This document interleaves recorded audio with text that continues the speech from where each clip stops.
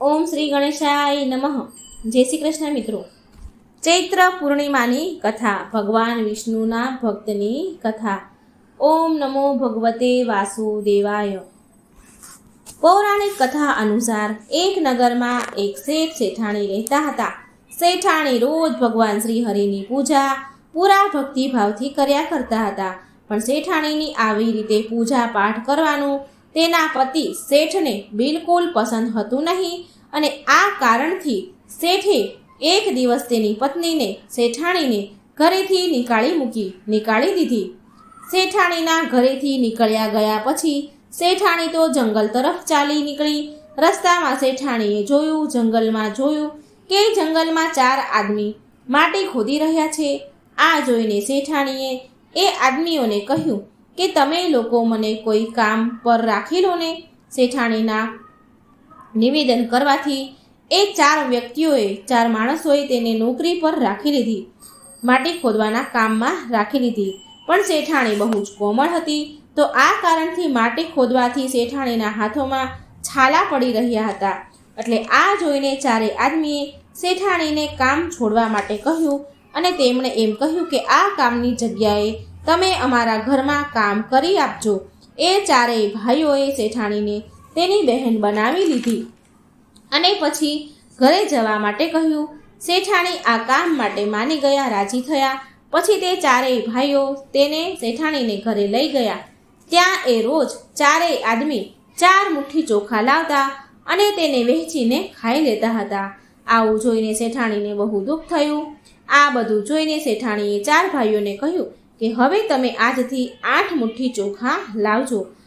એ 4 ભાઈઓએ શેઠાણીની વાત માની લીધી અને બીજા દિવસે એ 4 ભાઈઓ 8 મુઠ્ઠી ચોખા લાવ્યા અને શેઠાણીને આપ્યા.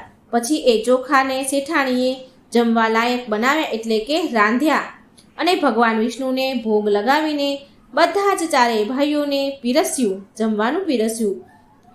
આ વખતે જ્યારે એ 4 ભાઈઓ જમવા બેઠા તો એ ભોજન એમને બહુ સ્વાદિષ્ટ લાગ્યું, અને એમણે તે ભોજનના બહુ વખાણ કર્યા અને તેનું રહસ્ય પૂછ્યું. તો શેઠાણી બોલ્યા કે આ ભોજન ભગવાન વિષ્ણુનો પ્રસાદ છે, માટે તમને આ ભોજન આટલું સ્વાદિષ્ટ લાગી રહ્યું છે. આ તરફ શેઠાણીના ચાલ્યા ગયા પછી શેઠ ભૂખ્યો રહેવા લાગ્યો અને શેઠના દિવસો ફરી ગયા. શેઠના ઘરમાં ગરીબી આવી ગઈ.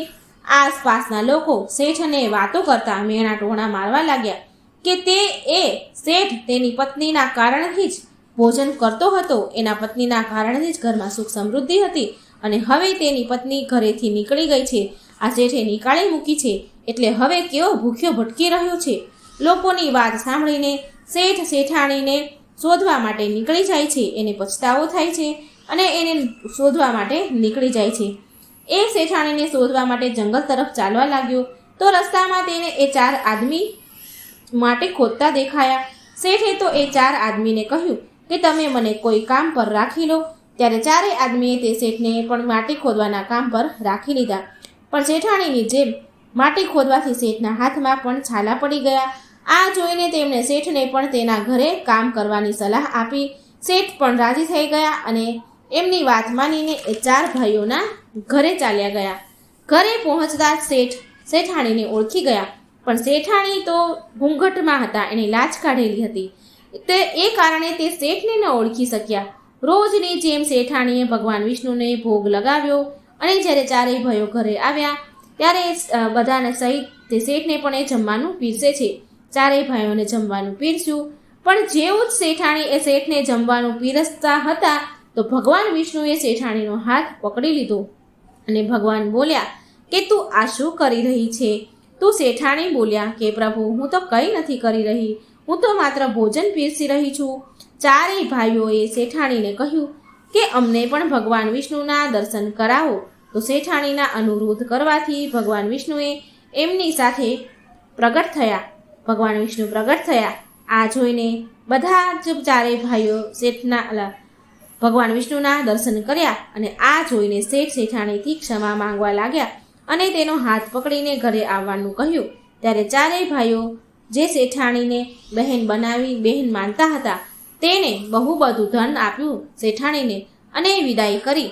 ત્યારથી જ શેઠજી શેઠ ભગવાન વિષ્ણુનો ભક્ત બની ગયો અને પૂરી શ્રદ્ધા ભક્તિથી ભગવાન વિષ્ણુની પૂજા કરવા લાગ્યો અને આમ કરવાથી તેના ઘરમાં ફરીથી ધન વર્ષા થવા લાગી.